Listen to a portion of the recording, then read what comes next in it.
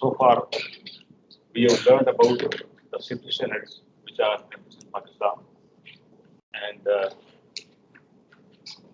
there is nothing the basic difference between the safety standards which are demanded by the railway transportation business, whether it is in Pakistan, India, or somewhere else. But however, in the advanced countries are the countries which could afford invest in more safety. They can have better standards, but however, the basics are exactly the same. The same railway on pair of lines, whether the pair would be 1, 2, or 3, or 4. The same railway which is done with signals, the locomotives, even element, infrastructure, rolling stock, and plus how far you are able to control them. So,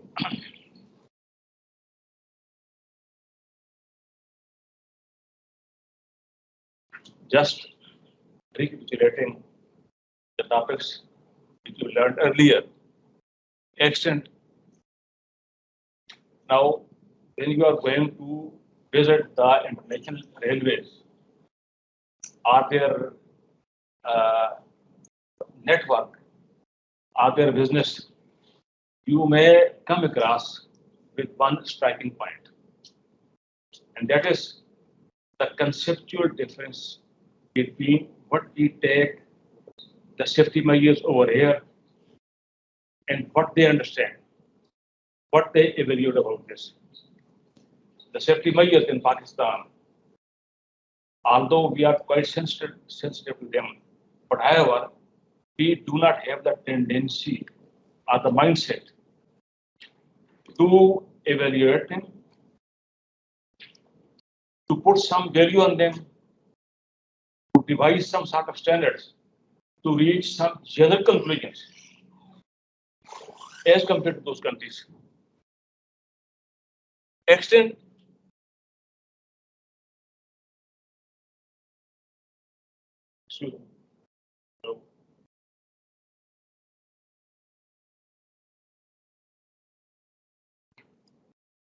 Extent.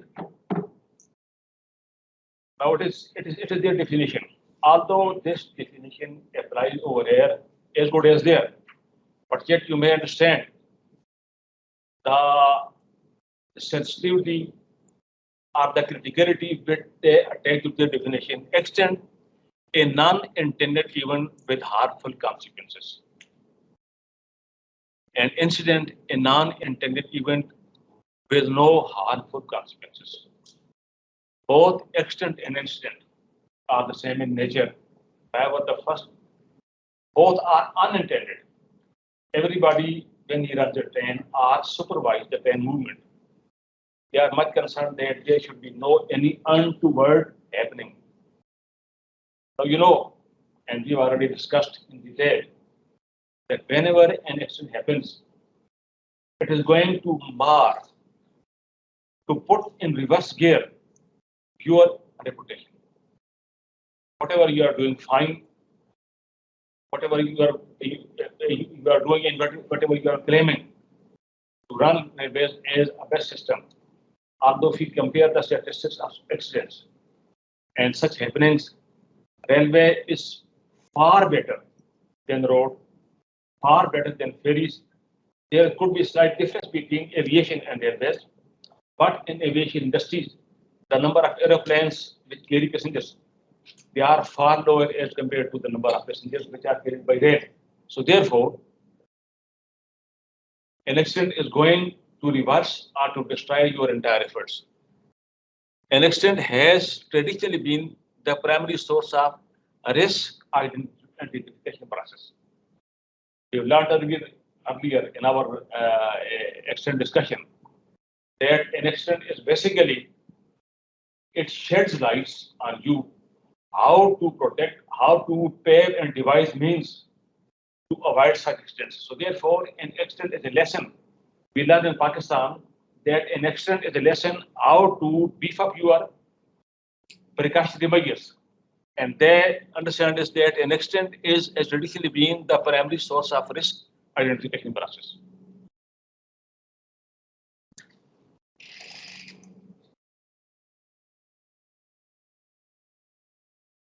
For example, the combination of time pressure and incorrect inspection of maintenance work may cause severe extent.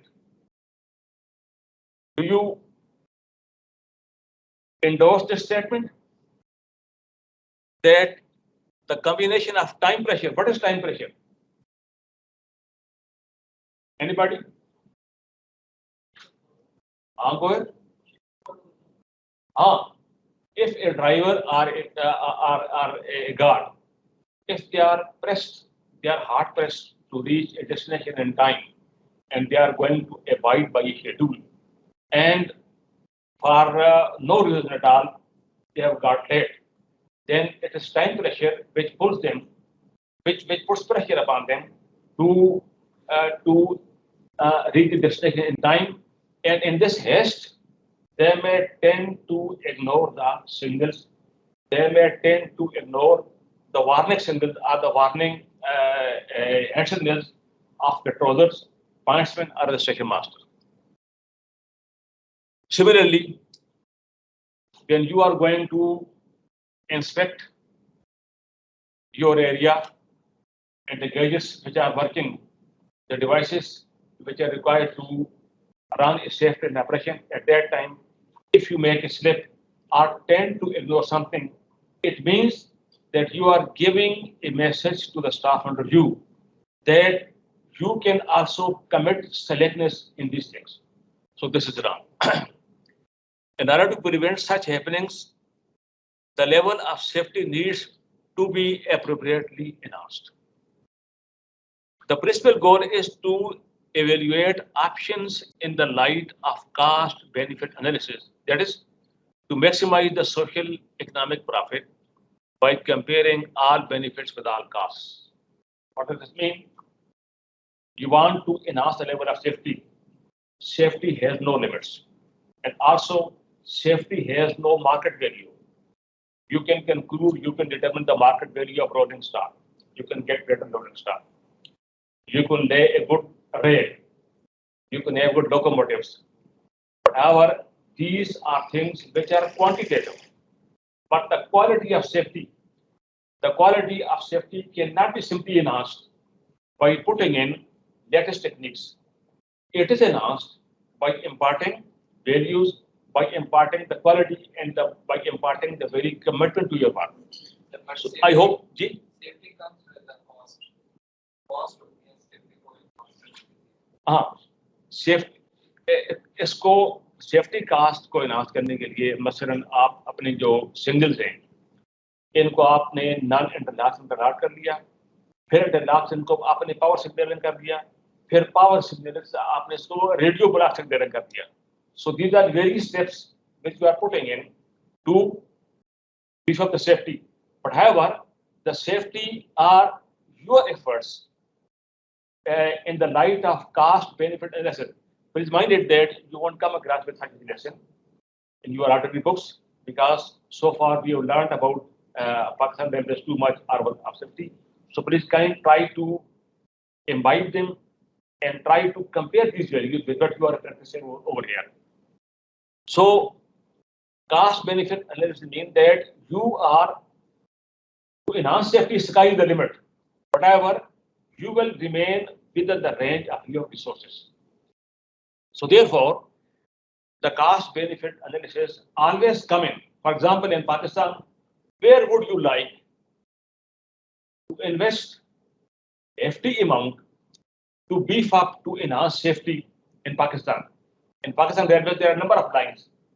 What would be your preference to enhance safety? On what line? On main line. Why? Because on main line, the number of trains are comparably on much higher scale as compared to the branch line. So therefore, if you are putting safety measures, it means that you are increasing speed.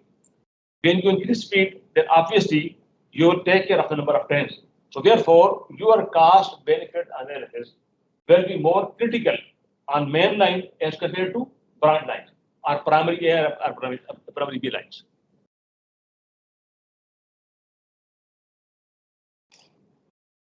The uncompromising principle of cost benefit analysis to maximize the return on a given investment.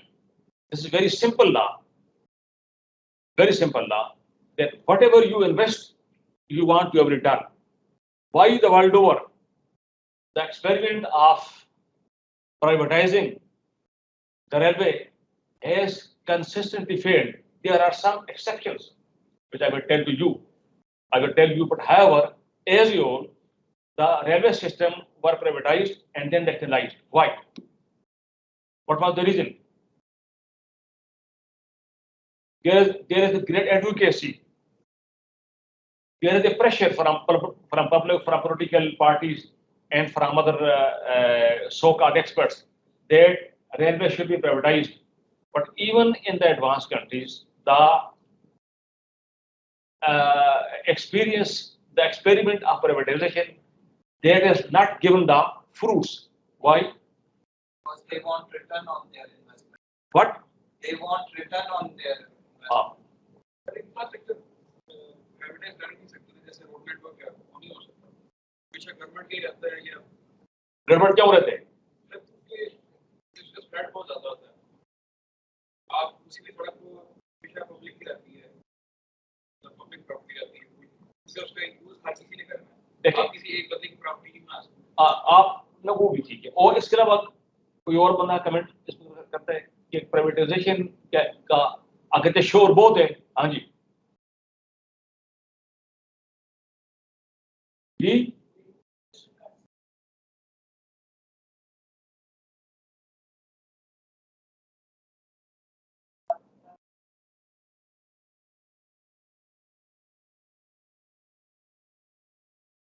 हाँ, simple बात यह है कि आप में से कोई investor है, मैं आपको रिक्वेस्ट करता हूँ कि आप मेहरबानी करके ये जो हवेलियां और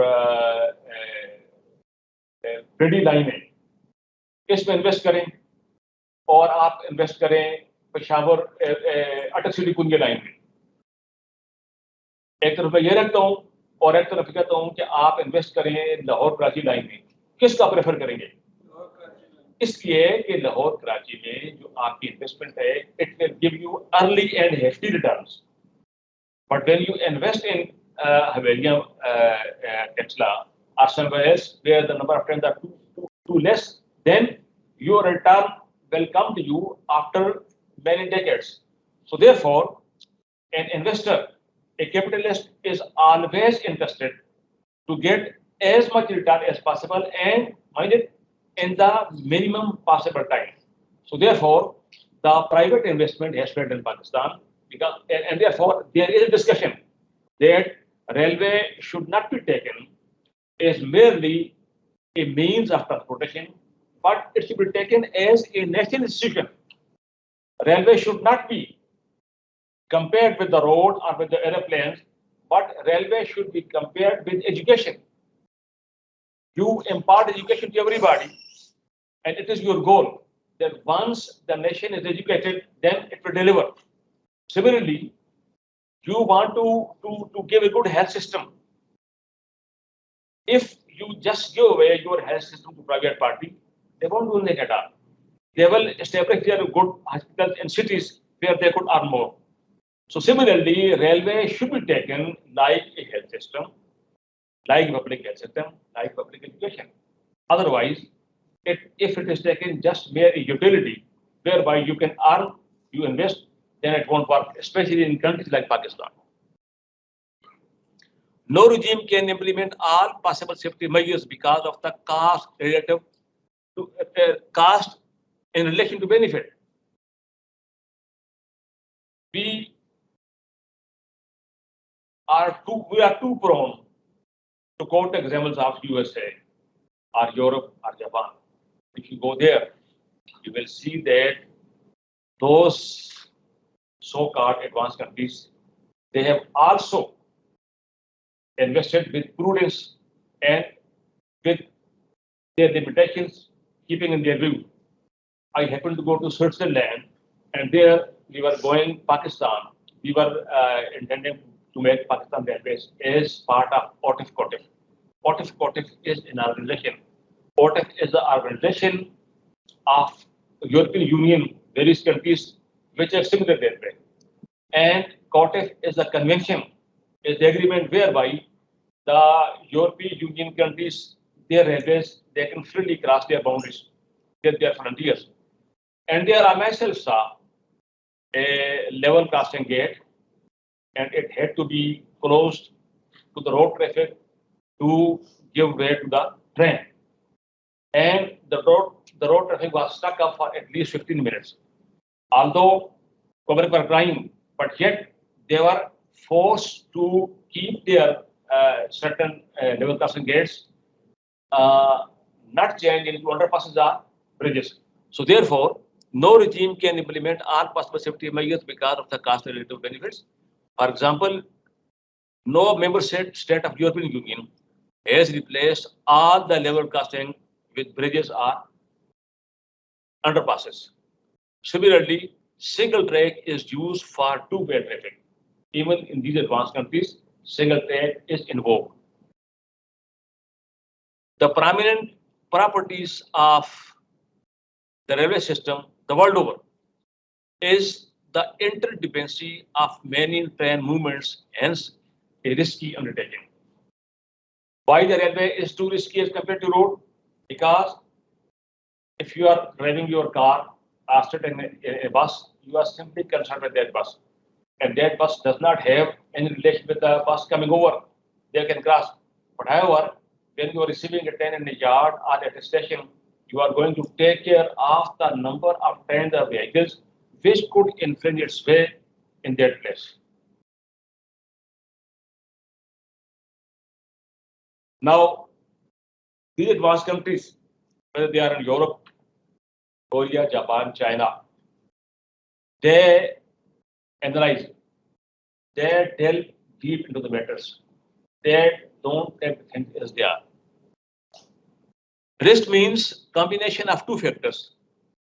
Probability that the certain type of incident will occur and the effects of the incident. Okay? A process ranging from the description of the system to an evaluation of the possible means of reducing the risk. Is it okay? Do you follow this? There could be several options to improve the train operating procedure, but these also imply various levels of risk. There are also other factors contributing to the complexity. Now, there could be several options to improve the train operating procedure, but these also imply various level of risk. What does this mean? What exactly this conveys the message to you? If you say that I have introduced stainless steel interlock, are you satisfied that now the risk is over? हाँ जनाब, मैंने क्या पूछे? आपकी class participation बिल्कुल नहीं है, ये बात याद रखें। और उसको मैं नोट कर रहा हूँ। कि मैंने क्या सवाल पूछा? अगर आप मोबाइल देख रहे हैं तो you are free to go out and see mobile. अगर आप क्लास मोबाइल देखते हैं तो क्लास पढ़ने के लिए मोबाइल देखने की नहीं। ये मैंने क्या क्वेश्चन किए? मेरा क्वेश्चन ये कि जब आप लेवल ऑफ सेफ्टी बढ़ाते हैं तो क्या आपका जो रिस्क लेवल है वो खत्म होता है या खत्म नहीं होता? कम हो जाते हैं। इसका मतलब ये है कि you can not reach state whereby you should be sure that now the element of risk is completely over. The element of risk shall be there. Now, whatever the risk is remaining, even after introducing the latest techniques, how are you going to remove or to take care of that risk? That is the human element. A careful man, आपने पढ़ा था 3-4 दिन पहले कि a careful man is the best precaution, is the best weapon against danger to safety. Points might be self-normalizing, reducing the flexibility for the train dispatcher. In a power signaling regime, the points are self-normalizing. when the train leaves the station or when the train has crossed those points, they go to normal automatically. Now, this reduces the flexibility of the station master or the train dispatcher. Why? Because he could manipulate point for the next train, but the self-normalization of the points, it limits his ability to exercise maneuverability. आप एक station master हैं और गाड़ी आ रही है और जो ही गाड़ी की ऑटोमेटिकली सिग्नल जो अपनी जगह पर पहुंच गया और पॉइंट अपनी जगह पर आ गए। अब आपके पास कोई ऐसा रूम नहीं रहा कि आप उन पॉइंट को मैनिपुलेट कर सकें किसी और ट्रेन के लिए, या आप ये समझते हैं कि एक और ट्रेन के भी एक रिस्क पर है। इसलिए जो पॉइंट की सेल्फ नॉर्मलाइजेशन है, ये आप को बता रहे हैं कि इवन अगर आप सेफ्टी का लेवल टेक्निकली इनहांस कर दें, even then unless and until आप खुद जो है वो नहीं है अलर्ट नहीं है, तो वो लेवल वही का वही रहेगा।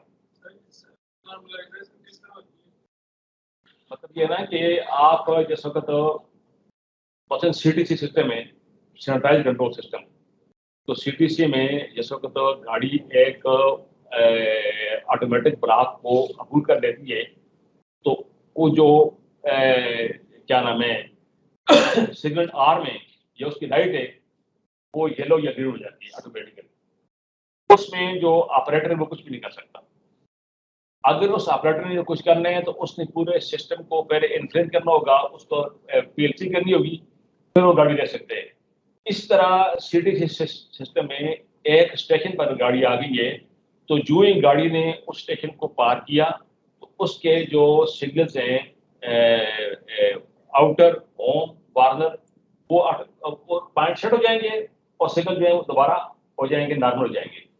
अब फर्ज किया जो ट्रेन ऑपरेटर है, the person who is controlling the entire section, if he feels danger in rear and he wants to inform the second master, then he will have to infringe the entire operation. और उस infringement में क्या होगा कि उसको operation रोकना पड़ेगा, PLC issue करनी पड़ेगी, और वो जो सिस्टम जो उसने पहले किया हुआ था टेक्निकली उसको साउंड किया हुआ था उसको रिवर्स करना पड़ेगा। ये बात समझ गया आप ना? लेकिन गाड़ी कौन सी लाइन पे जाएगी उसके लिए तो हमें सिस्टम को इनपुट देनी पड़ेगी ना, वो तो खुद नहीं करेगा। मैं आपकी बात की को एंडोर्स इसलिए करता हूँ कि जिस वक्त आप एक सिग्नल को एक इंट्रोड्यूस कर लेते हैं, कंप्यूटर बेस्ड इंटरलॉकिंग कर लेते हैं। What is computer based interlocking? यही होती है, ये आर एल इंटरलॉकिंग होती है जिसको आप एक लॉजिकल लाइन में सेट कर देते हैं और वो आपका जो आपका रिबट सर्वियर जाता है कि आपने बटन को पुश करना है और वो ऑटोमेटिकली पॉइंट सेट होगी। अब पॉइंट सेट करने के बाद you are no more in a position to reset those points unless and until you follow a clear cut path. अब बाज़ औक़ात तो उस पाथ को आप इन्फ्रिंज करने खुदा ना खास्ता कोई मसला हो गया है। अब उसको इन्फ्रिंज करने के लिए आपको क्या करना पड़ेगा कि पूरा जो सिस्टम है पावर सिग्नलिंग का उसको खत्म करके आपने पेपर लाइन प्रोड्यूस करना पड़ेगा। तो यहाँ आपकी जो फ्लेक्सिबिलिटी वो तो कम होगी। एक तरफ आपने लेवल ऑफ सेफ्टी बढ़ा दिया, लेकिन दूसरी तरफ आपने जो आपकी जो मैन्यूवरेबिलिटी है उसको आपने लिमिट कर दिया। आपको समझ आ गई बात? जी, क्या कौन सा है?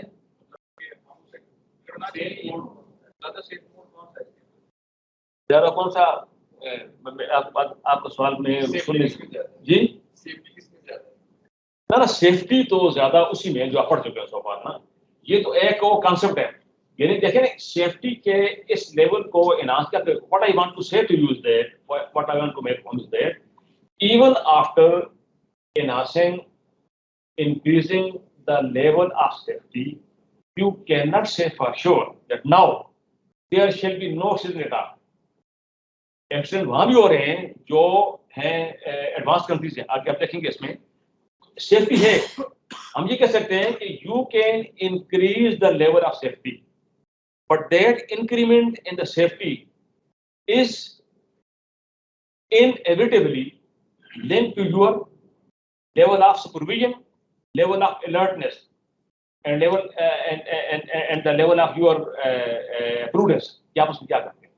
तो आप सेफ्टी को एक तरफ एनहांस करने के लिए टेक्निकली बहुत साउंड हो जाएंगे, लेकिन दूसरी तरफ आपने क्या करना है, जो ह्यूमन एलिमेंट है उसको भरला अपने सामने रखना है। अदरवाइज जितना आप सेफ्टी का देखें ना, जो जापान की रेलवे जिसकी स्पीड कितनी है 270 किलोमीटर पर आवर, अब 270 किलोमीटर पर आवर पर एक ट्रेन अगर आ रही है, खुदा खास्ता if it is coming cross with an accident, तो the disaster will be much more manifold as compared to the train which is coming on normal speed. So therefore, the more you enhance the level of safety, the more you are going to increase the speed, the more you are risking the danger of disaster. So therefore, all these elements must be kept in view. इसलिए Europe में या advance countries में the level of research, the process of research has never ceased. यहाँ की तरह नहीं है कि आपने चंद बुक्स पढ़ी, उन्होंने आपने लगा दिया वो करेक्शन स्लिप जो है ज्यादा है और किताब की असल जो है वो क्या होगी, वो खत्म होगी। आपने जो आज आपको जो लेक्चर है, as a matter of fact it is inviting you to exercise your intelligence, to exercise your vigilance and to exercise your prudence कि आपने पाकिस्तान के अंदर इन हालात में रहकर आपने सेफ्टी पे नाश कैसे करना है। ये जो आप स्टेटमेंट कह रहे हैं थोड़ी सी लग रही है कि हम अगर सेफ्टी को बढ़ाएंगे तो रिस्क बढ़ जाएगा, लेकिन ये देखा तो यही है कि सेफ्टी को बढ़ाने से रिस्क ऑफ एक्सीडेंट कम हो जाता है। कंफ्लिक्टिंग कैसे है, आपने सेफ्टी को बढ़ाया है ना, देखे ना जो गाड़ी को चला रहे हैं वो दो किस्म के लोग हैं, एक है इंफ्रास्ट्रक्चर मैनेजमेंट और एक ट्रेन ऑपरेटर। इंफ्रास्ट्रक्चर मैनेजमेंट क्या आता है, आप लोग आते हैं ये सिविल इंजीनियर्स जो ट्रैक सिग्नल्स इसको क्या करते हैं, वो मेंटेन करते हैं, और ट्रेन ऑपरेटर आगे मैकेनिकल इंजीनियर और ट्रांसपोर्टेशन ऑफिसर्स, ठीक है ना। अब आपने अपने जो इंफ्रास्ट्रक्चर है उसको आपने मेंटेन रखना है, अब आपने स्पीड को एनहांस करना है। अब जो ट्रेन ऑपरेटर हैं उसमें ड्राइवर भी आते हैं, उसमें गार्ड भी आते हैं। अब आप एक ड्राइवर से जो उसका एलिमेंट है भूल चूक का, एक ड्राइवर एक सिग्नल को डेंजर में पास कर सकते हैं, इसको आप नहीं रोक सकते। एक ड्राइवर एक स्पीड जहां पर आपने बुक स्पीड रखी हुई है 60 किलोमीटर पर आवर, उसको तोड़ कर जा सकते हैं 85 किलोमीटर पर आवर पर, इसको आप नहीं रोक सकते। एक ड्राइवर जो है वो केबन मैन का या स्टेशन मास्टर के सिग्नल का वेट नहीं करता, इसको नहीं रोक सकते आप। एक ड्राइवर जो है जिसको स्टेशन मास्टर ने OP 374 इश्यू किए हुए और उस पर कहा कि भाई आपने इस लाइन पर गाड़ी लानी है और लाने के बाद आपने यहाँ पर इसको 15 किलोमीटर पर आवर की स्पीड को आपने ऑब्जर्व करने हैं, वो बजाय 15 के 50 किलोमीटर करता है, ये तो एलिमेंट रहेगा ना। तो ये जितना आप सेफ्टी के लेवल को देखिए, ये जो मैं बात कर रहा हूँ it is called qualitative statement, qualitative improvement. You are improving the quality of work, the quality of working class, the quality of inspection, the quality of supervision, and contrary to this or juxtaposed to this is the quantity. The quantity, you are replacing the vehicles, you are bringing good engines, your track is extremely smooth. ये quantity है। तो quantity और quality in दोनों को enhance करके, इन दोनों का ख्याल करके आप इस काबिल हो सकते हैं, आप कह देंगे कि मैंने सेफ्टी के लेवल को आप ठीक कर दिए।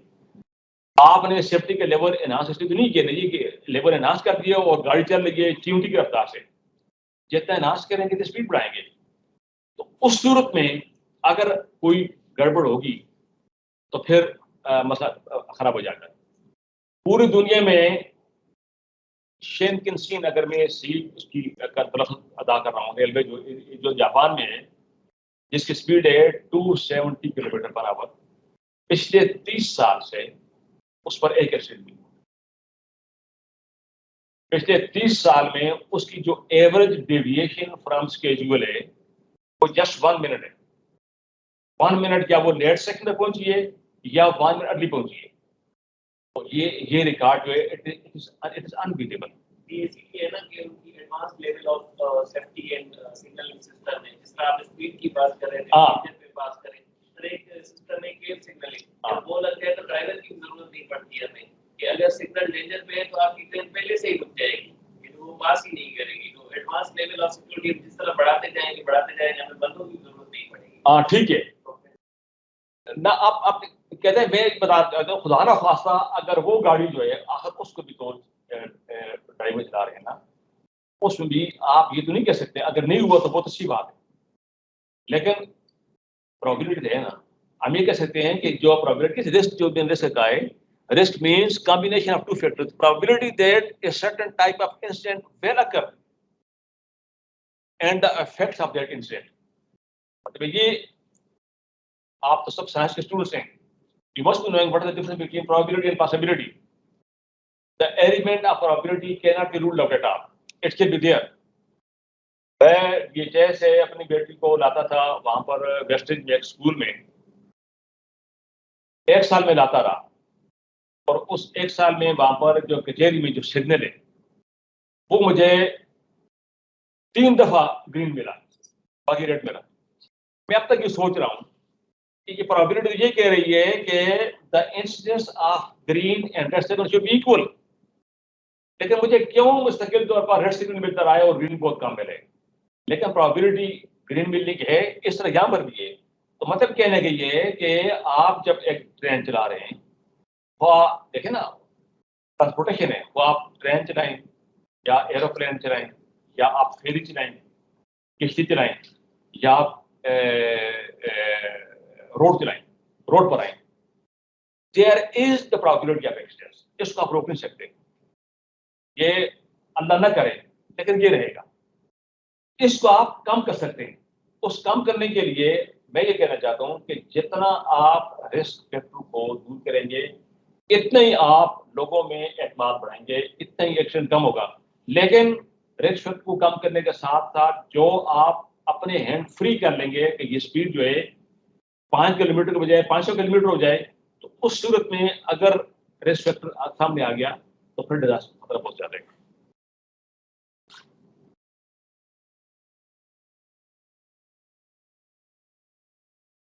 रिस्क में सर 2 चीजें सर लिखी जाती हैं। हाँ जी सर रिस्क में 2 चीजें लिखी जाती हैं ना, एक है कि प्रेडिक्टेबिलिटी, दूसरी अनसर्टेनिटी।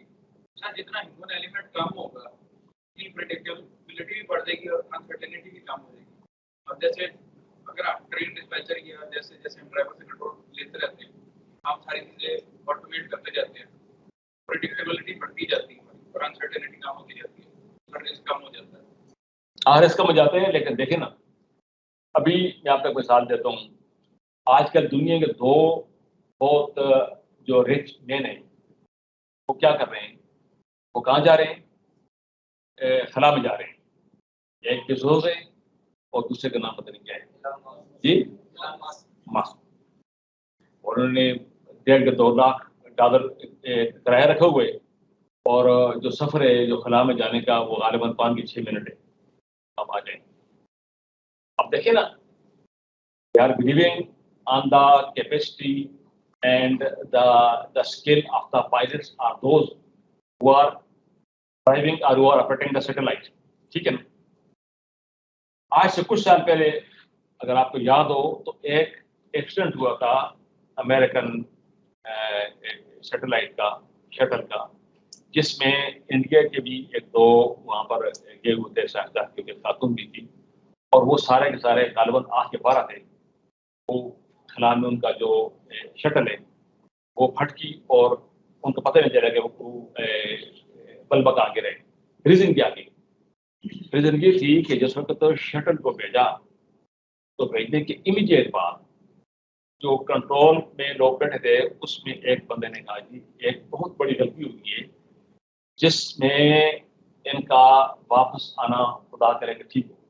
वर्तजी होगी है कि इसका जो आउटर कवर है इसका शटल का या उस डोम का, उसमें जो फोम का एक कवर होता है कि जिसमें तो खिला में आने से वापसी पर जब जमीन पर शटल आती है उसको हवा की बहुत मिलती है रेजिस्टेंस, तो उसमें जो टेम्परेचर है वो कई हजार, अब बताएं कि आई डोंट नो कि वो उसको किलोवाट में करेंगे या किस में करेंगे, उससे सेंटीग्रेड बढ़ जाता है। उसको रोकने के लिए आपने फोम लगाए हुए, उस फोम का 1/8 इंच टुकड़ा वो उतर गया और वही हुआ कि उस जो 1/8 इंच का जो टुकड़ा है वो जब गर्म हुई तो वहां पर आग लग गई और अल्टीमेटली तबाही हुई। अब यहां पर आप मुझे ये बताएं कि किसकी गलती थी, ये टेक्नोलॉजी की गलती थी या ह्यूमन एलिमेंट था? हाँ जी, नहीं, it was human element. Technology के तौर पर उन्होंने पूरा डोम कर दिया और 1/8 इंच को, जैसे मैंने कहा ना पीछे मैंने आपको मैंने स्लाइड दी है कि जिस वक्त आपकी इंस्पेक्शन ऑफ वर्क्स और प्रेशर ऑफ टाइम ये जब हो जाते हैं, जो आपकी इंस्पेक्शन में कोई खामी रह जाती है और ड्राइवर पर प्रेशर आ जाते हैं, उसको आप प्रॉपरली नहीं करते, एजुकेट नहीं करते, तो एक्शन हो जाते हैं। तो वो अब ह्यूमन एलिमेंट जो है, टेक्नोलॉजी इतनी एडवांस कि आप चांद तक पहुंच गए, वहां तक पहुंच गए, लेकिन आप ह्यूमन एलिमेंट को ऑल टुगेदर, ह्यूमन एलिमेंट का जो काम है उसको आप कम करें, लेकिन उसको आप ऑल टुगेदर खत्म नहीं कर सकते। अच्छा, जो हमारे यहाँ मुख्तलिफ ट्रेड है कि there could be several options to improve the train operating procedure।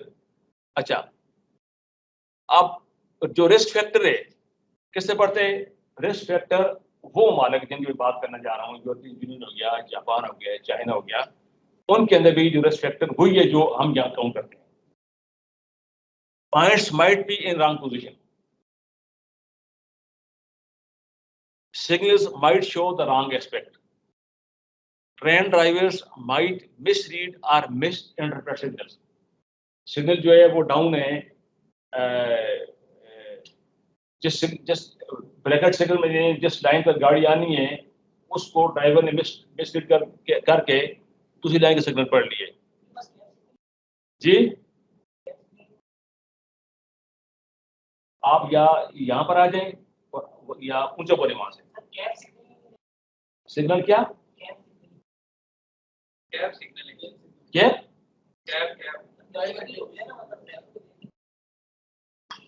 Driver को सिग्नल की जरूरत नहीं पड़ेगी, किस तरह? तो गेट सिग्नल होती है ना, उसमें गेट में सिग्नल का एस्पेक्ट शो हो रहा होता है। कैब में हाँ, वो है वो जो कैब का सिग्नल जो में नजर आता है वो।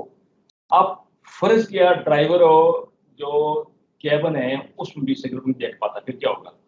उसके लिए भी आप आगे देखेंगे, उसके उन्होंने लगाया एक driver alarm signal. Driver alarm signal automatic भी है और मैनुअल भी है। अगर ड्राइवर जो है वो सिग्नल को बिना देखे तो उसको बाकायदा वहां बजर बजेगी, उसको बताएगी कि भाई आगे सिग्नल नजर आ गया है। और सिग्नल ए डेंजर क्रॉस करना ये भी कॉमन है वहां पर। कॉमन मीन कि वहां पर ये भी one of the major source of accident है। हाँ जी, आप यहाँ बैठे।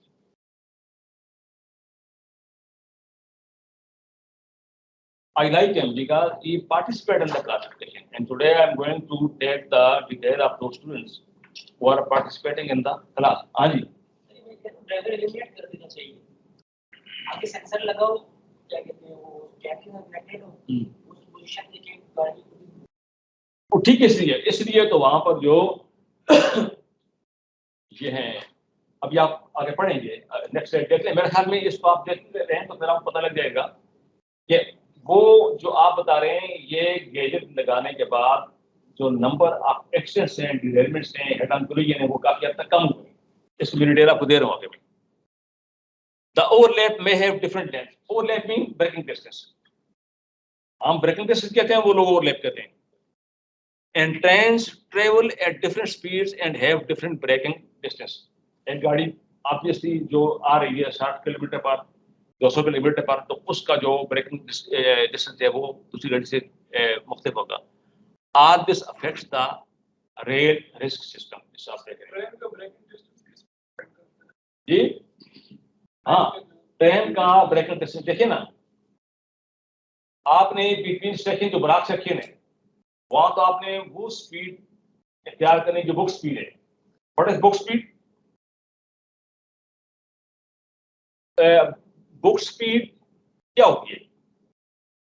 और लेट्स सेक्शन में पावर टू के अपने सेक्शन में बिल्कुल, यानी एक तो होती है आपकी स्पीड परमिसिबल, यानी आपकी स्पीड परमिसिबल है Havelian to Rawalpindi 110 kilometre per hour, लेकिन ये परमिशन जो है ये हरिपुर और सराय सारे के दरमियान जो है वो है 50 किलोमीटर पर आवर। तो आपकी बुक स्पीड हो, permissible speed mean the speed which you can acquire with the approved instructions maximum, and book mean that which you cannot exceed between point A and point B।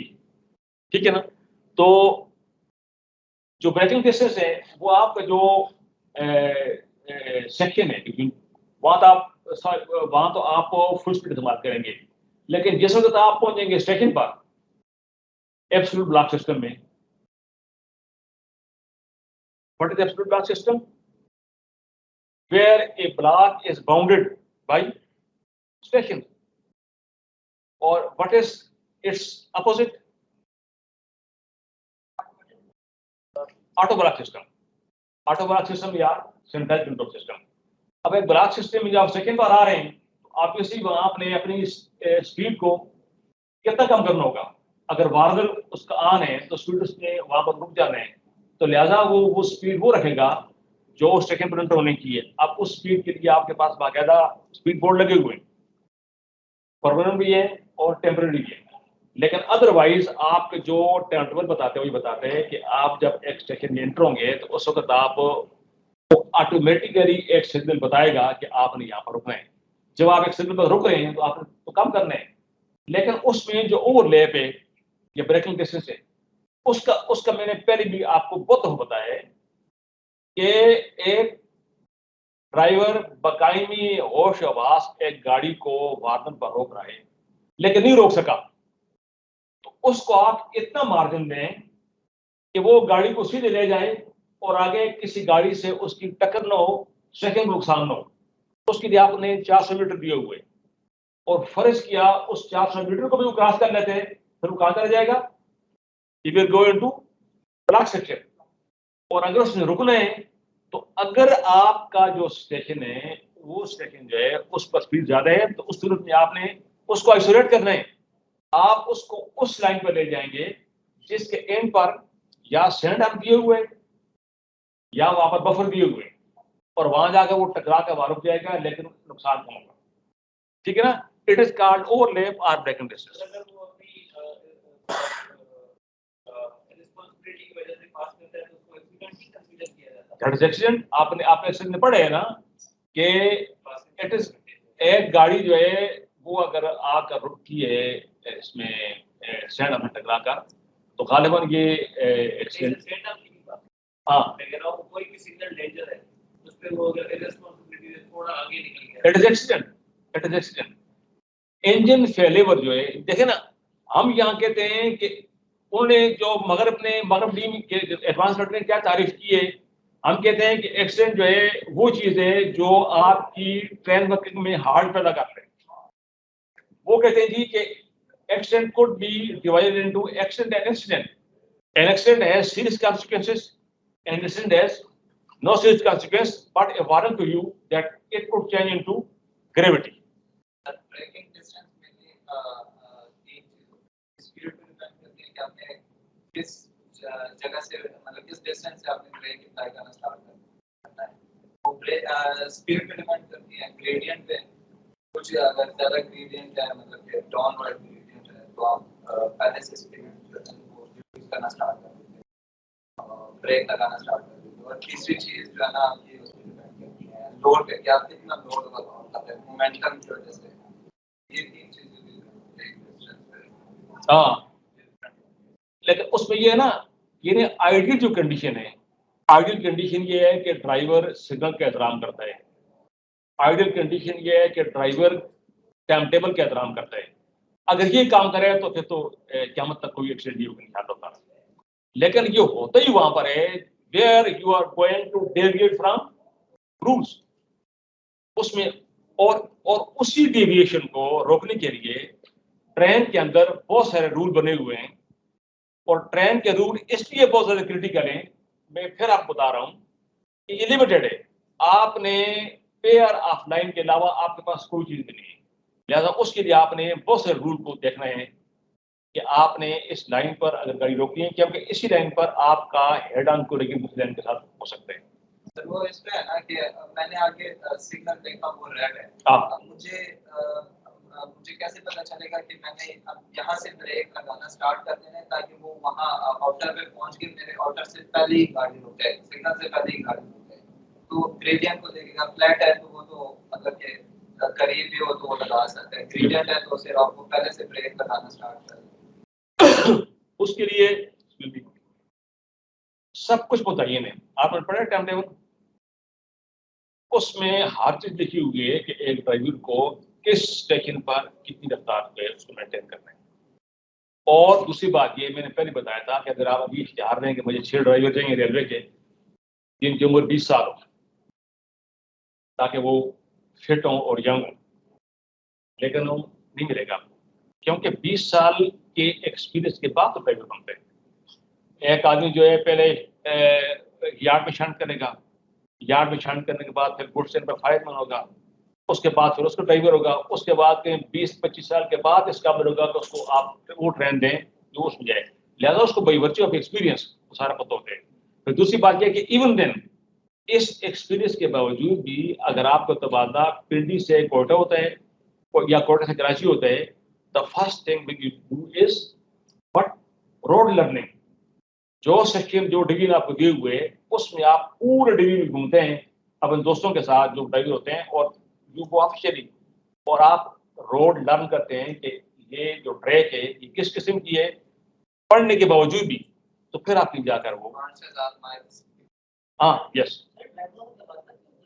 जी, बहुत कम होते हैं, बहुत कम होते हैं।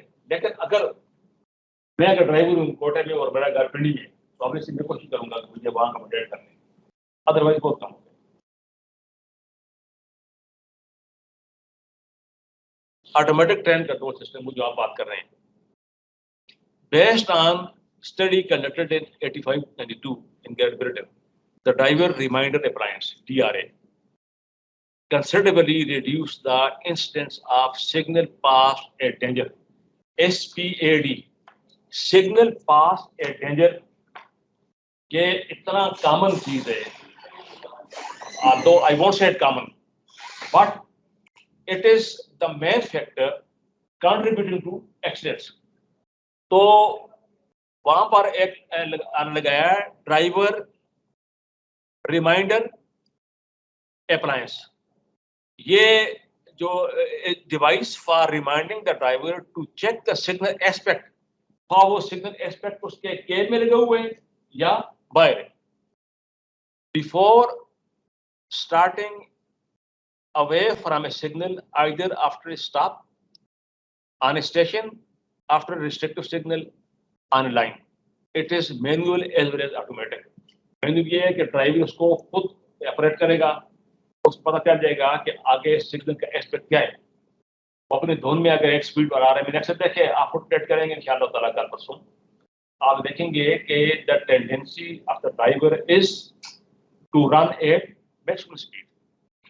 जिस तरह आप कार ड्राइव करते हैं, आपकी ये ख्वाहिश होती है कि ये कार जो है ये बस उड़ जाए तो बेहतर है, हाँ, इसलिए जो ड्राइवर होता है उसकी टेंडेंसी होती है, तो उसको ये चेक करके सबसे the most common thing which may come in his way and which he tend to violate is respect of signal।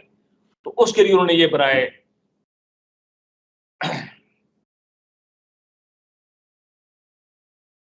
Rail track, it is British infrastructure managers IM, ATC What is ADC? Comprising DRA and TPWS, Train Protection and Warning System, saved 2.92 fatalities per year between 1968 to 1993, as it prevented 64 potential accidents. अब देखिए ना, I wish कि आप भी के पास time हो, even in दिनों में आप एक स्टडी करें कि पाकिस्तान के अंदर जो पिछले 10 साल में, पिछले 5 साल कर लें, पिछले 5 साल में जो डिवेलपमेंट्स हुई और जो एक्सीडेंट्स हुए हैं, उनकी मेन काजेज क्या है और उन मेन काजेज में सिग्नल की कंट्रीब्यूशन क्या है, कंट्रीब्यूशन क्या है। हाँ जी, वो क्या कैसे करता है? मैंने कहा ना कि वो जो ड्राइवर को मारने के प्राइस हैं वो 2 तरीके से बात करते हैं। एक तो मैनुअल करते हैं कि ड्राइवर खुद उसको बटन दबाएगा अपने जेब में, तो उस बटन दबाने से उसको पता चलेगा कि आगे जो सिग्नल आने वाला है उसके एक्सपेक्ट क्या है। लेकिन ड्राइवर अकेला तो कभी नहीं होता ना, साथ तो फायरमैन भी होते हैं ना। अब फायरमैन का नाम रख लिया असिस्टेंट ड्राइवर। और अब तो जो हमारे पास ऐसे मैंने अपनी किताब में लिखे, अगर हम पढ़ो, कनाडा में तो ख्वातीन ड्राइवर होती हैं और एक खातून ड्राइवर जो है वो जिस गाड़ी को चलाती है उसमें 26 इंजन लगे होते हैं और गाड़ी की जो लंबाई है वो 1.5-2 किलोमीटर होती है। तो वो चलाती है, लेकिन उसको उसका मुस्तकिल उसको वार्न करने वाले कंट्रोल ऑफिस भी होते हैं और सेकंड मास्टर भी होते हैं ताकि इन गाड़ी में चलाते हुए वो सो ना जाए। एनीहाउ वो तो सिस्टम बहुत दूर गए। यहाँ पर इसकी हम बात करते हैं कि ट्रेन का जो प्रोटेक्शन सिस्टम है, train protection and warning system, इन्होंने जिस तरह आप कह रहे हैं कि जो वार्निंग ड्राइवर का, तो उन्होंने बाकायदा जो फेटेलिटी हैं, जो एक्सीडेंट्स हैं, उनके रेट को उन्होंने कम किए। The train protection and warning system is fitted on rolling stock. The train speed is normally registered. It's on board ATC equipment. On board लगा होता है. A tick box is used to indicate if an accident occur during shunting. ये सब जो है ये train warning system है जो वो लगा, ये आपको लेक्चर में मिल जाएगा जी। हाँ, क्या कह रहे हैं आप? सिस्टम कैसे बात करते हैं? वो जिस तरह मैंने आपको एक स्लाइड में बताया था कि हार्ट एक्शन को डिटेक्ट करने के लिए सेंसर लगा हुआ है, इट्स टाइप ऑफ सेंसर, और ये सेंसर जो है वो ड्राइवर को एडवांस बता देते हैं। और ये सेंसर ट्रैक पर भी है। आप आगे पढ़ेंगे रोड ब्लॉक सिस्टम, उसमें जो सेंसर है वो ट्रैक माउंटेड। इस तरह जो ये सेंसर है ट्रैक पर भी है और केबल पर भी है, ऑन बोर्ड भी है। मतलब यह है कि हाथ तरफ से वो घेरे में देते हैं ड्राइवर को कि भाई तुम नहीं होशियार रहना है, तुम नहीं होशियार रहे, तुम नहीं होशियार रहना। Flank protection, flank protection mean, हम कहते हैं यहाँ फाउलिंग मार्क्स और उन्होंने नाम दिए हुए यूरोपियन यूनियन ने फ्लैंक प्रोटेक्शन का। Flank protection means the protection of the route and train following this route from intervention from any side, head on, rear end and side end collisions। मतलब है कि एक गाड़ी जो है उनके यहाँ भी जहाँ पर जो स्टेशन है उनका जो सिग्नलिंग सिस्टम है, स्टेशन का जो सिस्टम है वो ओ जो वहां तक पहुंचे हुए, इवन देन वहां पर भी आपकी ट्रेन जो है उसको दाएं बाएं आगे पीछे लेके लग सकते हैं।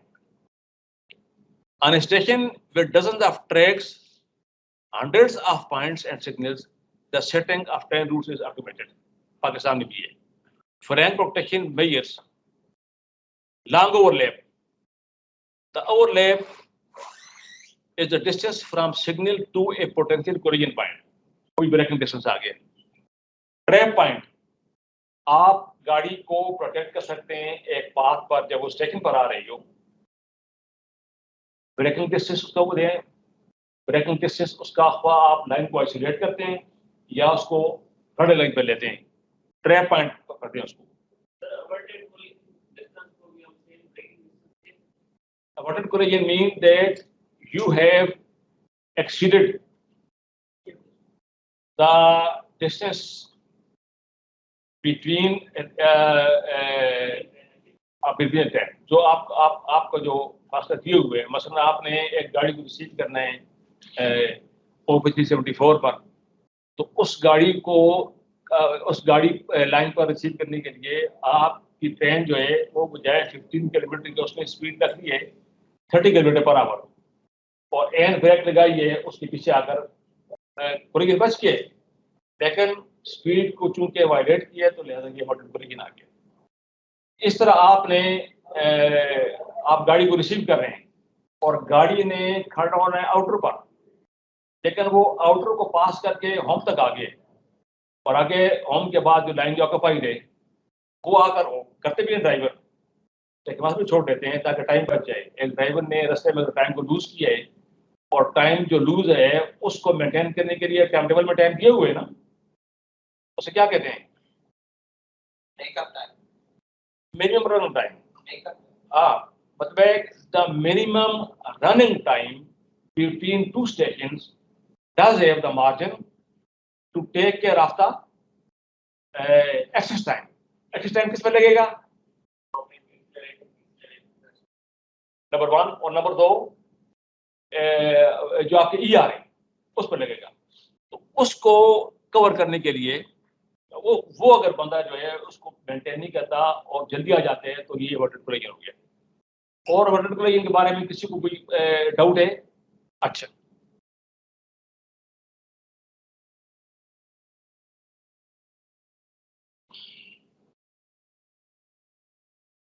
Tongue of point protective position क्या मतलब हुआ? ये मैं टर्म वो इस्तेमाल कर रहा हूँ जो टर्म इंटरनेशनली यूज होती है, हालांकि वो हमारे यहाँ भी है। Tongue of point in protection position. What is tongue of point? Point पे जो होती है ना, सर वो जहाँ पे पॉइंट्स होते हैं ना हमारे, वहाँ पे एक रेल होती है, उसको हम कहते हैं ना, ये पॉइंट की जुबान जो है वो हो प्रोटेक्टेड पोजीशन में। इसको सिंपल अपनी जुबान में क्या कहेंगे? अपने जो आपका ऑपरेटिंग मैनुअल है, मैं आपको ये कहना चाह रहा हूँ कि टर्म वो सब एक ही। हाँ, route is set and lock. Derailer वो स्कॉच प्लग हो गया, शूज हो गए या स्पेरेक्स हो गए, हाँ एसडीएल हो गए, and single shunt exchangers, fixed barrier. Fixed barrier mean that you have been issued OP354 that the work is in progress in the block line, और वहाँ एक बैरियर लगा हुआ है जहाँ पर काम हो रहा है। Buffer stop we didn't, possible deviation from this। अब एक ड्राइवर जो है ये जो सब चीजें हैं जो उसको वार्न करनी है कि भाई आपने रूल्स का ख्याल करने आते हुए, तो उससे वो डेविएट किस तरह करेगा? उसके डेविएशन क्या है? Number 1 over speeding. अगर ड्राइवर ओवर स्पीडिंग करते हैं इसका मतलब ये है कि ये तमाम आपके जो वार्निंग सारी क्या है? बेकार की। Lose control over trains. एक ड्राइवर ओवर वर्क रहे, ड्यूटी आवर ज्यादा हो गए हैं, तो there is a chance that he can lose control over train. Driver disregard signals. अब आप इसके जी लूज कंट्रोल का मतलब ये है कि उस अच्छा आर्मी में बात है सर टी ब्रेक तैयार है, हालांकि टी तैयार होती है। अच्छा, लूज कंट्रोल का मतलब क्या है कि उसमें ब्रेक फेल हो जाए, बल्कि ड्राइवर जो है वो अपनी धुन में मस्त है, वो प्रॉपर ना वो ड्राइवर अलर्ट का जो एप्लीकेशन है ना तो ख्याल कर रहा है, ना केबल में सिग्नल ख्याल कर रहा है, और ना वो ख्याल कर रहा है स्पीड का। यहाँ मैंने इस टाइम टेबल के मुताबिक यहाँ क्या स्पीड तैयार करनी है। कंट्रोल उसको नहीं कहेंगे कि मतलब उसके जो ऑपरेटिंग इक्विपमेंट्स है वो काम ही नहीं कर रहे हैं, एक्सीलरेट कर रहा है, डिसलेट कर रहा है, ब्रेक अप्लाई कर रहा है, कुछ नहीं हो आप सब बिल्कुल ठीक है, क्या ये भी हो सकते हैं कि उसके जो अपने, लेकिन इनका चांस बहुत कम होते हैं क्योंकि इंजन के अंदर अगर आपकी ब्रेक जो है उसमें जब मसला हो जाए तो इंजन खड़ा हो जाते हैं। तो लूज कंट्रोल का आपकी का जो इंटरप्रिटेशन है वो भी सही है, और ये भी है कि ड्राइवर जो है वो मतलब है कि उसका आप कह सकते हैं कि गायब दिमाग हो जाते हैं। अब गायब दिमागी के लिए 1000 वजूह हैं। इसलिए जब इस किस्म के लोग ड्यूटी पर आते हैं तो उनसे पूछते हैं कि जी आप घर में लड़कर तो नहीं आए, बच्चों को तो मसला कोई भी नहीं है, बीमारी तो नहीं है, नंबर ऑफ थिंग्स। आप being a good officer, a good leader अगर आप बनना चाहते हैं तो आप अगर अपने स्टाफ से ये पूछेंगे भाई आप तबीयत से थे, आज आप कुछ बुरी वजह नजर आ रहे हैं, बता देगा आपको कि क्या सूरत है। ये जो हमदर्दी के 3-4 लफ्ज होते हैं ये बंदे के एतमाद को 100 से 1 लाख गुना बढ़ा देते हैं और एक टीम बनाने में ये बड़े मददगार होते हैं। इस तरह एक ड्राइवर जो है अगर ड्यूटी पर आ रहा है लेकिन आते हुए वो अंडर प्रेशर है, देखिए ये चीजें वो हैं जिनका अमल दखल बहुत कम है, but you can not rule them out. जब मैं दोबारा कहता हूँ, मैं एटीओ था, खटर साहब डीटीओ थे, मैंने कहा जी क्या आप हवेली आ रहे हैं, उस वक्त भी यहाँ स्पीड जो थी ये कम थी। मैंने कहा स्पीड तो इसकी आप बढ़ा रहे हैं, इसको 60 किलोमीटर कर लें, कोई किस तरह नहीं हो सकता। मैंने कहा मैंने खुद किए, कहने लगे कि खुदा के बंदे अगर तुमने एक दफा कर लिया तो उसका मतलब हरगिज़ नहीं कि हर दफा की स्पीड पर तुम ठीक ठाक पहुंच जाओगे। जैसे एक बंदा ने कहा था ना कि नमाज बेवजू भी हो सकती है, इमाम साहब ने कहा तुम गलत कहते हो, तो उसने कहा कि मैं अभी पढ़ कर आया हूँ।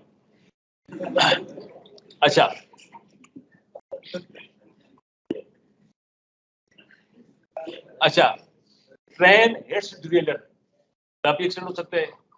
प्रोसीजरल डिसरप्शंस, कि जो प्रोसीजर है उसने प्रॉपर उसको नहीं अपनाया, उसने सेकंड मास्टर के सिग्नल का ख्याल नहीं किया। Miscommunication between driver and train dispatcher, signal misplacement problem, time pressure. ये ड्राइवर और डिस्पैचर के दरमियान कौन सी मिसकम्युनिकेशन, क्योंकि पॉइंट्स तो सेट होंगे, उसी लाइन पे जाएगा, भले वो गलत बात ना। मिसकम्युनिकेशन का मतलब ये है कि सेकंड मास्टर ने जो सिग्नल को सेट करना है वो डायरेक्ट करता है अपने हाथ से या थ्रू केबलमैन करता है। तो ऑब्वियसली ये तमाम सिग्नल की सेटिंग जो है it is a communication, a message to the driver. तो इस मिसकम्युनिकेशन में अगर ड्राइवर जो है अगर उसने कोई ओपी इश्यू हुई है सेकंड मास्टर में कि आपने खड़ा होना है इस पर वादन की छिपते हुए, या उसने उसको ये वार्न किए हुए है कि मैं OP 371 जो है इशू नहीं कर सकता, आपको मैं OP 373 दे रहा हूँ, तो उस सूरत में उसका पायलट जो है, इस सूरत में जब सिग्नल डाउन नहीं हो रहे, एक पायलट जाते हैं, पायलट जमादार जाते हैं, वो जाकर ड्राइवर को देते हैं एक मैसेज फ्रॉम सेकंड मास्टर कि आपने फलां सिग्नल को डेंजर पर आप पास कर सकते हैं। और वो जो मिसकम्युनिकेशन है, या तो पायलट का वेट नहीं करता या वो सिग्नल को कर लेते, वायलेट कर लेते, इट इज मिसकम्युनिकेशन। इसी तरह एक केबल मैन जो है, शंटिंग मास्टर, शंटिंग इंजन को जहां आप पॉइंट को ना नाक बार करते हैं ना उनको करते हैं सेट करते हैं, वो पैड लॉक करते हैं, तो उसमें अगर जो केबल मैन है वो ड्राइवर को इशारा कर रहा है कि आपने अभी इसको जो पॉइंट नहीं करते, पास नहीं करना, मैं सेट कर रहा हूँ, वो पास कर लेते हैं, तो you miscommunication. Time pressure is again there. चलें, आप चाय पियें तो उसके बाद कर लेंगे, और आज मैं आपको एक क्विज भी दूंगा 10 मिनट का, आप लोग याद कर लें इंशाल्लाह। ऐसा आप बजाय 1 कप के 2 कप चाय पिएं ताकि थोड़ा सा आपको ज़हन तब हो जाए। और जी मुझे भी चाय ला देना जी। MCQs नहीं, एक 2 क्वेश्चन है हार्डली 5 मिनट के, वो आपके 3 रोज हैं, उस रो के अलग होंगे, इसके अलग होंगे। हाँ, ये ख्वातीन जो बैठी हैं इकट्ठी अलग अलग बैठेंगी, आप अलग बैठेंगे और आप करने का हो जाए।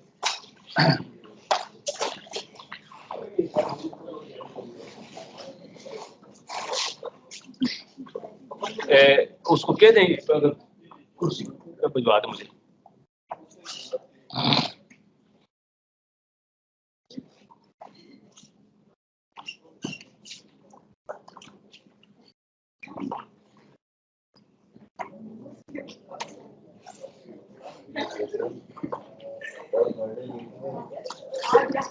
Being rebel mean वो एक ही है कि how far we are able to reduce the turnaround time of wagons or coaches, and that could be done by the speed. अच्छा, 95% हाई होती है और 5% लो speed. 95% of the developments eight open track जो होती हैं उसमें से 3% स्टेशन पर होती हैं, 0.6% in twin track tunnels and 1.4% in single track tunnels. इस मतलब है कि टनल के अंदर जो डेवलपमेंट है उसका इंसिडेंस ओपन लाइन के मुकाबले में बहुत कम है. उसकी वजह ये है कि driver number 1 driver gets psychologically alert when he is entering a tunnel because the environmental and psychological pressure presses him कि आपके पास इस टनल में भागने का रास्ता कोई और नहीं है, लिहाजा आपने इस टनल में अगर गुजरने हैं तो आपने बड़ी एहतियात से गुजरना है. टनल में एक्सीडेंट रेयर होते हैं, अगर हो भी गए तो वो टनल का अपना कोई ईंट या पत्थर ऊपर से गिर गया या दाएं बाएं से गिर गया तो उसने आपकी ट्रैक को या गाड़ी को आपने कर दिया, अपसेट कर दिया. ये रीजन हो सकती है. अदरवाइज नहीं थी. ये ड्राइवर का भी यहाँ पे चेक करना चाहिए उसको क्लास्ट्रोफोबिया तो नहीं है.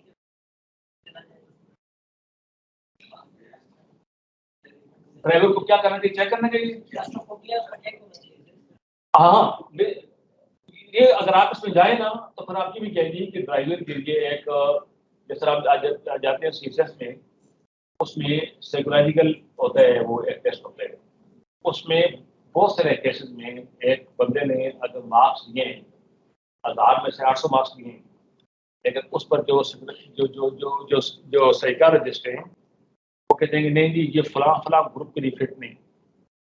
नंबर ज़्यादा है इसके, पढ़ा लिखा बहुत ज़्यादा है, लेकिन इसका जो एप्टीट्यूड है वो फलां ग्रुप नहीं है. तो आप ठीक कहते हैं, लेकिन ये आप फिर बहुत दूर चले जाएंगे गहराई में. The probability of broken rail is rare in tunnel as compared to open line. Number of fatalities in train accidents was 11.3 per year as compared to 10 fatalities per year in Sweden in the same period. Sweden की जो track है, ये वहाँ पर जो fatality है वो ज़्यादा है. आप आगे पढ़ेंगे क्यों ज़्यादा है. Development of cost effective protection system. In Japan, high-speed train क्या लिखे? Tokaido Shinkansen has accomplished 30 years of service without a single accident. It's a big feat. Average deviation from schedule is 1 minute. It has no level crossing and it uses automatic train protection system which enables it to acquire 270 km/h. 30 years से 270 की चल जी 30 years से 270 की चल. हाँ बिल्कुल. अभी इन्होंने एक और एक्सपेरिमेंट किए जिसमें वो उन्होंने स्पीड कर दिया 500 km/h. हाँ, और वो उसको चलाएंगे 2027 में. स्टडी पीछे ये रेलवे ने की है, ये पाकिस्तान में कहीं भी है कितने हमारे वो बहुत सारी बुक्स हैं. आप बुक्स रिकमेंड की हैं, आपके जो कोर्स है उसमें कुछ बुक्स रिकमेंड है, उनको आप पढ़ें. गूगल पर आप जाएं तो इदारे की तरफ से कुछ हुई है. हाँ जी, इदारे की तरफ से कुछ हुई है. एज सच हमने तो यहाँ पर ऐसी स्टडीज नहीं की और होनी चाहिए, लेकिन मैंने कहा ना कि आपको मैं ग्रेस दे रहा हूँ कि जो रेलवे एडवांस्ड हैं उनके अंदर इस बात से मावरा कि पैसे रेल कितनी कमा रही है. अभी आप आगे देखेंगे कि दुनिया भर में जितनी भी ट्रेनें थी all of them were private in the beginning और ultimately they were nationalized. अब ऑलमोस्ट हर कंट्री में ट्रेनें नेशनलाइज होती हैं, और नेशनलाइज होने के बाद they are much worried about people, about public. Therefore, the element or the phenomenon of research, it is on. ये कभी खत्म नहीं हुआ. रिसर्च यहाँ भी होनी चाहिए. और आपकी तरफ से I would like to initiate a project whereby it will be recommended that the research like the Research Institute Islamabad जो रोड का है ये रेलवे का होना चाहिए वाल्टन में, और वाल्टन में हो या यहाँ पर हो, और उस रिसर्च में आप कंपेयर कर सकते हैं अपनी रेलवे को बाकी रेलवे के साथ। मैंने पहले बता दिया आपको कि रेलवे के जो बेसिक्स हैं वो दुनिया भर में है। आपके जो एलिमेंट है सेफ्टी का और स्पीड का, इसको उन्होंने एनहांस किए, और स्पीड या उसको एनहांस तब करेंगे जब वो रिसर्च करेंगे। ये आप भी कर सकते हैं जी। हाँ, मैंने बताया आपको ये रिकॉर्ड आपको हेडक्वार्टर में एक्शन ब्रांच है, उसका बाकायदा डिप्टी लेवल का 19 गेट का अफसर होता है, is called deputy COP safety, और डिप्टी सीओपी सेफ्टी के साथ 16 गेट के और 17 गेट के ऑफिसर होते हैं और ऑफिसर होते हैं, जिनका काम ही होते हैं एक्शन की एनालिसिस, एक्शन का जो इंक्वायरी है वो आप लोग करते हैं, और उसकी एनालिसिस के फलाना पर क्या वो तो हो रही है, और आपको वहां पर रिकॉर्ड हो 47 के बाद तक मिल जाएगा, 47 से पहले तक मिल जाएगा। एक्शन ब्रांच हेडक्वार्टर ऑफिस, जैसा वहां पर deputy COP stamp table headquarter में। आप के पास टाइम नहीं है, अगर आप मेरी बुक पढ़ लेते ना तो आपको रेल की कम से कम जो बेसिक्स हैं वो आपको समझ आ जाती।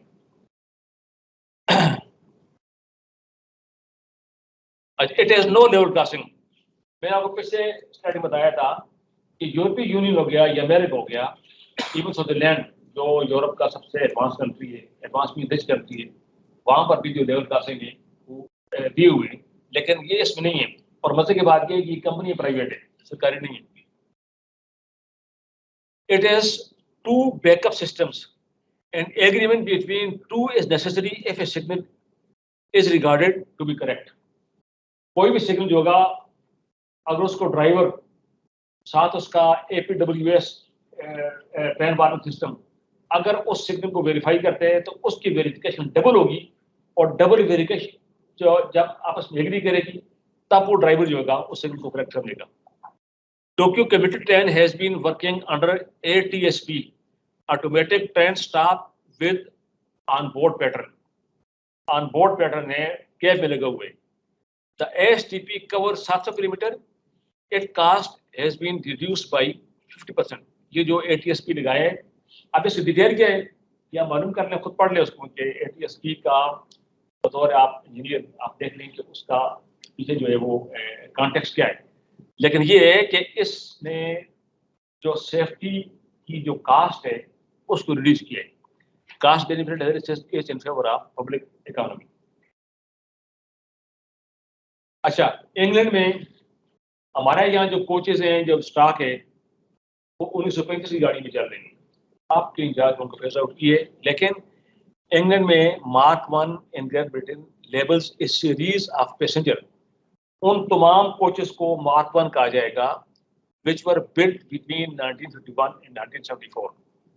ये सारी की सारी रिप्लेस हो गई हैं, क्योंकि जो ये गाड़ियाँ थी इनकी जो क्रैश वर्दीनेस, मुझे भी ख्याल करते हैं, याद रखें कि खुदारा खास्ता इन गाड़ी के अंदर हमारा स्टाफ है या लोगों का कार्गो है या लोग खुद बैठे हैं, उनको नुकसान से इम्पैक्ट से कितना बचेंगे। तो वो कहते थे कि ये जो कोचेस बनी हुई हैं इनकी जो क्रैश वर्दीनेस है वो बहुत लो लेवल पर है। अब उन्होंने सारी के सारी चेंज कर लिए, तो लिहाजा ये बिग इन्वेस्टमेंट। पाकिस्तान इतनी बड़ी इन्वेस्टमेंट बर्दाश्त नहीं कर सकता। अलबत्ता हम लोग ये कर सकते हैं कि जो हमारे पास गाड़ी अवेलेबल हैं उनके लिए जो हमने स्पीड मुकर्रर की हुई है उसके मुताबिक चलाएं और उसमें कोई वायलेशन ना हो।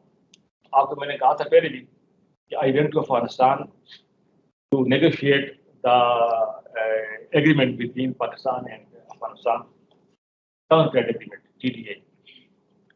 उसमें जो वहाँ पर जो ताजिर थे बरादरी का जो था हाजी सराबुल, अब जिसका नाम याद मुझे मेरा, उसने कहा खुदा के वास्ते हमारा ये गाड़ी चलाए कार्गो ट्रेन कराची से पेशावर तक या आगे पेशावर तक चलाएं, उसका जो टाइम रखें मंजूर है, लेकिन उसको आप ऑब्जर्व करें, क्योंकि हमें रोड पर बहुत नुकसान है। रोड पर हमारा सामान जगह जगह चेक होता है, चोरी भी हो जाते हैं और हम चोरी की रिपोर्ट भी नहीं कर सकते। तो मतलब यह है कि लोगों का एतमाद जीतने के लिए आपने जो time table is the only agreement between you and people. क्या रेल जो कुछ कर रही है, रेडियो बड़ा सिस्टम, ये स्वीडन ने इंट्रोड्यूस किए और इसमें जो ये है इलेक्ट्रॉनिकली जो आपने ट्रैक को किए हुए कॉस्ट देने किए हुए, ये उसको सारे को खत्म करते हैं। Radio block replaces the traditional automatic traffic control system. कौन से? Automatic line block, auto block system, automatic train control and centralised control system, जो पाकिस्तान में इस वक्त हैं। Traditional system uses a track circuit to confirm whether or not a line is occupied. Okay, आपने देखोगे यहाँ ना, आप जब पिंडी के थे, आपने वहां पर टीडी के ऑफिस में गए, या आपने वहां उन्होंने क्या कहा कि यहाँ पर ट्रैक सर्किटिंग है कि नहीं? तो वही ट्रैक सर्किटिंग क्या करती है? ट्रैक सर्किटिंग से सिंपल आपको जो पता लग जाता है भाई वायरलेस सिस्टम। जी, वायरलेस सिस्टम कौन सा? रेडियो ब्लॉक, ये वायरलेस सिस्टम है।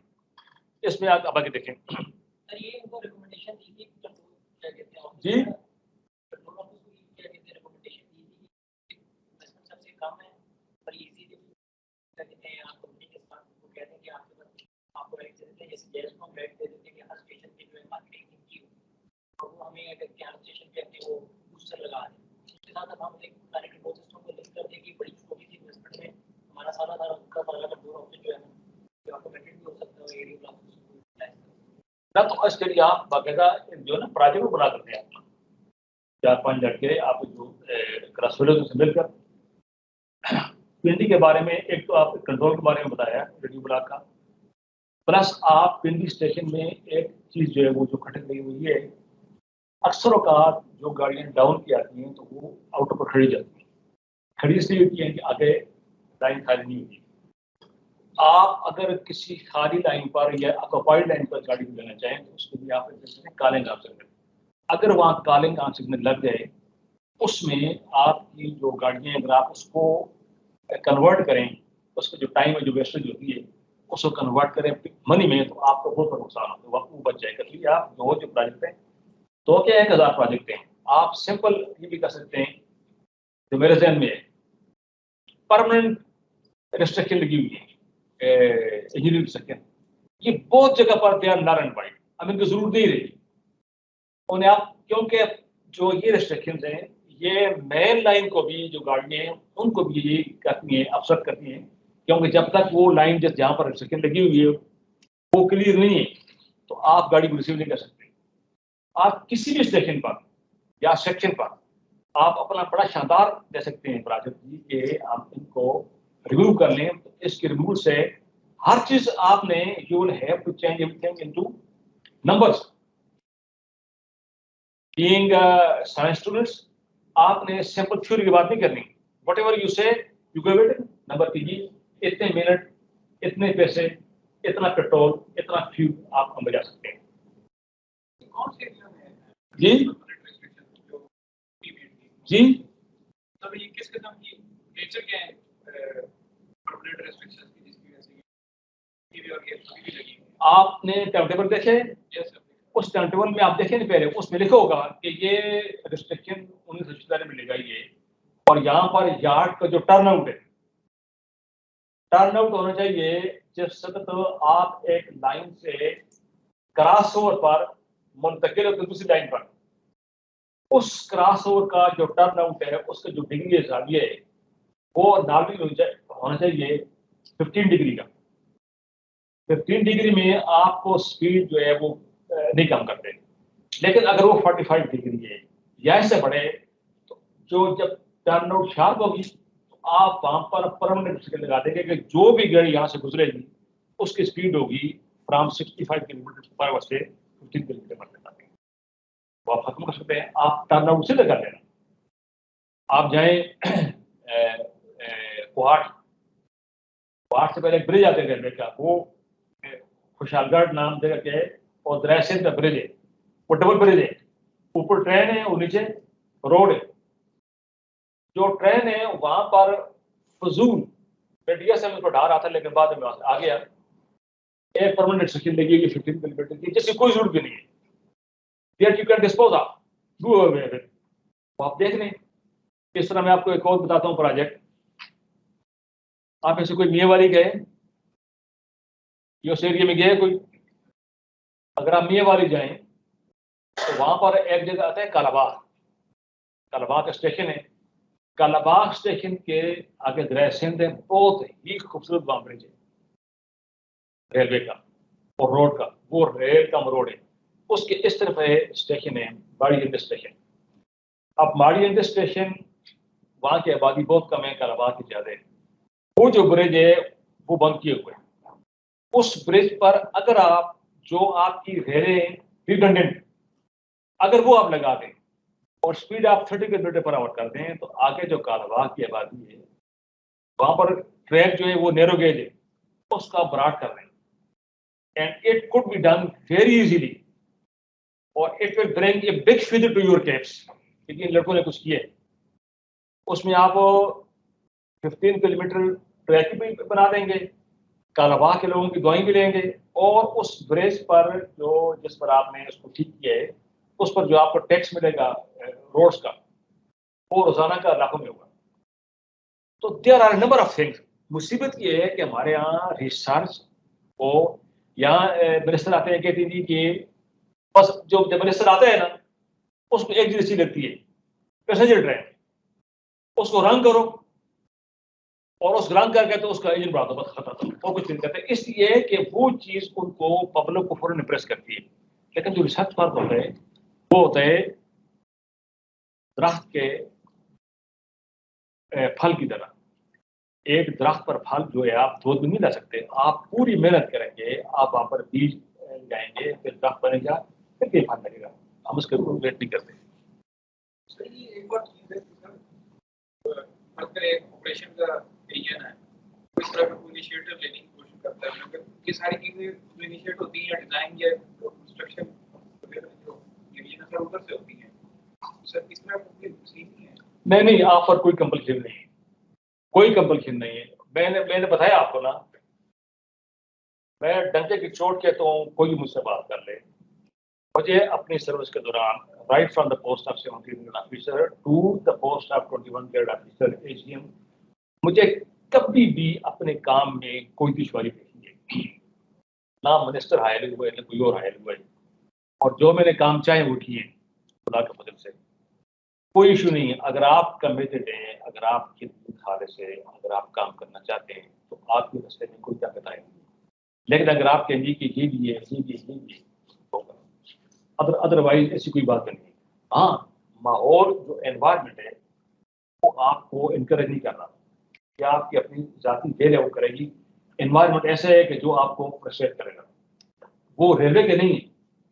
जितनी भी पाकिस्तान में आप सरकारी शोबे देखें ना, name any one, you name custom, income tax, FBR, foreign office, जिस जगह आप जाएं आपको वहां मिलेगा। वजह क्या है? वजह यह है कि हमारे जो स्टेट्समैन हैं वो सरकारी इदारों को अपनी जाति जागीर समझते हैं। और मजे की बात यह है कि इनकी चलती हुई पर है। प्राइवेट इदारे मजे में हैं क्योंकि वहाँ किसी इदारे नहीं चलती, वहाँ तो आप पैसा ले जाएंगे तो उतना आपने बदला मिलेगा। लेकिन सरकारी इदारे में चूंकि कोई स्केच नहीं है। एनईओ ये बड़ा अजीब गरीब मौजूद है, लंबा है।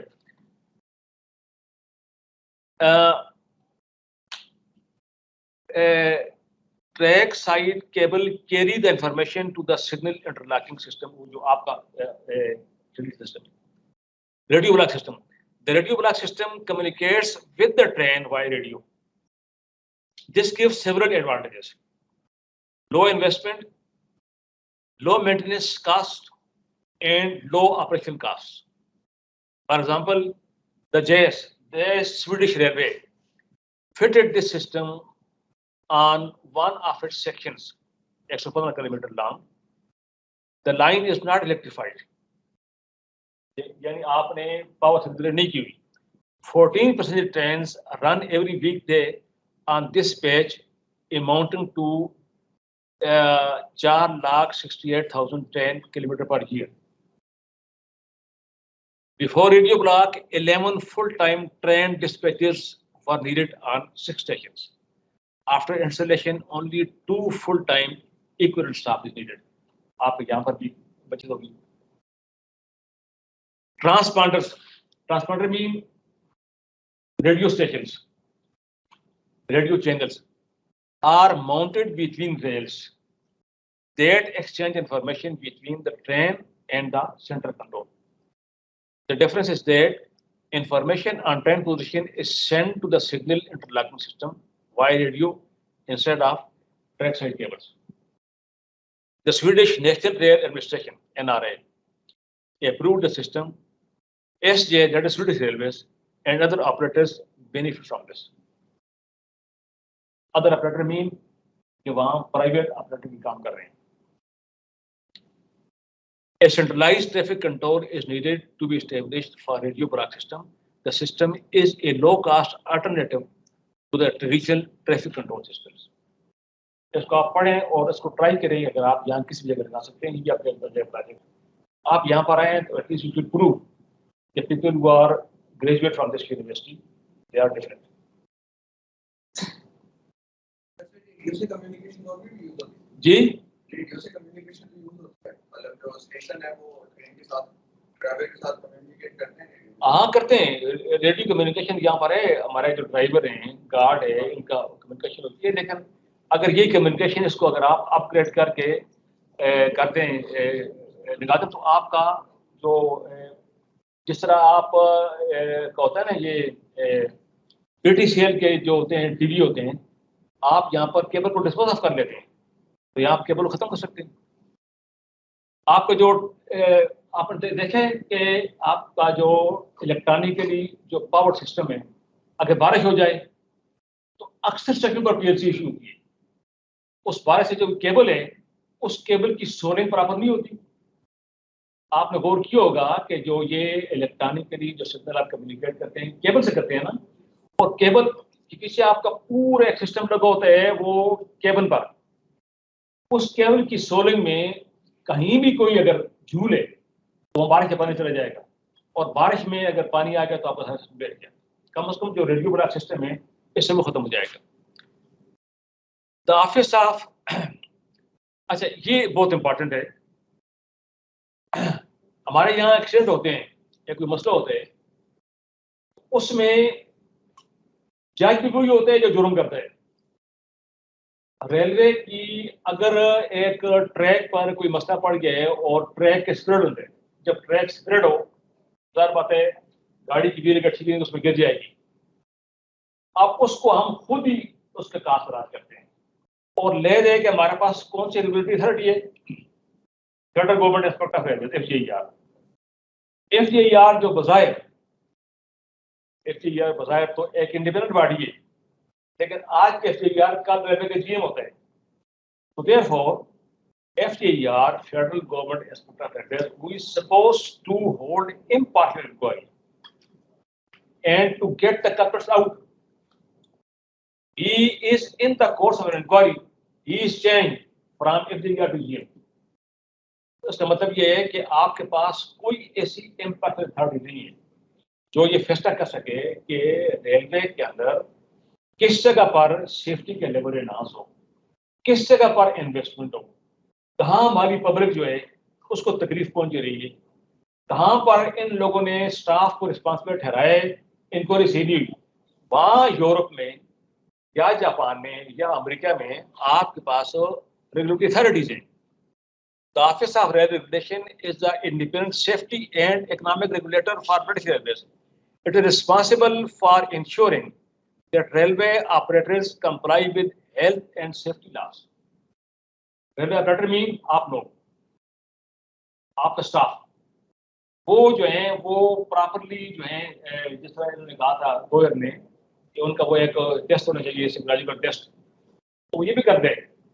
ये भी देखते हैं कि एक आदमी जो है अगर एक्सीडेंट कर रहा है उसकी मेंटल एसिड क्या है. Sweden national railway NRA puts in order the affairs of Swedish state railway. जो स्वीडिश स्टेट रेलवे है उसको पर जो सुपर इम्पोज बॉडी है वो NRA, और NRA ये डिसाइड करती है कि आप क्या अगर एक कसूर हुए उसकी रीजन क्या थी, रिस्पॉन्सिबल कौन था, वरना आप लोग हम लोग हमारी इंक्वायरी है वो सही नहीं होती. The authority develops railway safety standards to regulate infrastructure management, train operation, and extend investigation and may take enforcement action against organizations which breach safety laws.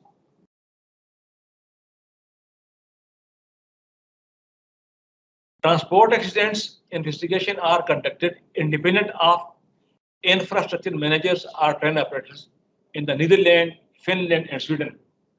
इन्होंने तो काम ही खत्म कर लिया है। खुदा न खास्ता कोई एक्सीडेंट हो, उसमें वो रेलवे के कहते हैं मेहरबानी करके हमारे करीब मत आए, हमने खुद इंक्वायरी होल्ड करनी है, वो इंक्वायरी रेलवे से कराएं या किसी और से करवाएं, तो वो इंडिपेंडेंट करते हैं और उस इंडिपेंडेंट में जो फंसते हैं वो सामने आ जाते हैं। हमारा तरह नहीं होता। अक्सर औकात तो आपने पढ़ा होगा कि जो रिस्पॉन्सिबिलिटी होती है they tend to be fixed on people who are of a lower grade. In France and Great Britain, regulator has the authority to apply the results of independent investigation. It's very important. The rail regulator has established claim allocation to facilitate consumers. आप railway consumer ने आपने अपना कोई parcel book किए या कोई cargo book किए और आपको क्लेम की अमाउंट नहीं मिलने ज़ाया हो गए, तो यहाँ तो आप जूते रगड़ते रहेंगे और क्लेम जो आज के है वो 6 साल बाद कहीं जाकर फिट होगा। मेरे पास एक आदमी आया, उसने कहा जी कि मैंने सरगोदा से कुर्बानी के बकरे बुक किए थे, लेकिन जब मैंने यहाँ देखे थे वो कोई और बकरे थे। हाँ, जो तगड़े बकरे थे कोई और ले गए और मुझे कमजोर बकरे मिले। मैंने कहा देखो तुम्हारी कुर्बानी कबूल हो गई है, अगर तुम क्लेम करोगे तुम 50 रुपये मिलेंगे अच्छी बकरा। उस वक्त अब तो बात ही मेरे ख्याल में, तो अगर छोड़ दोगे तो कोई बात नहीं, जिसने तुम्हारे बकरे चुराए वो भी तो हर वो कुर्बानी करेगा तुम्हारी होगी। तो ये चीज जो है ये गलत है। Fairness, effectiveness, efficiency, transparency and accountability are the goals of regulator. Regulator takes into account safety and operation consultation, seeking the best balance on the basis of expert analysis and the interest of all concerned. The regulator's job is to ensure that operators strike the right balance between safety and other factors. Safety uses are essentially separated from operational issues, setting out relevant cost and benefit quantified where possible. इसका आपको समझ आ गई है ना?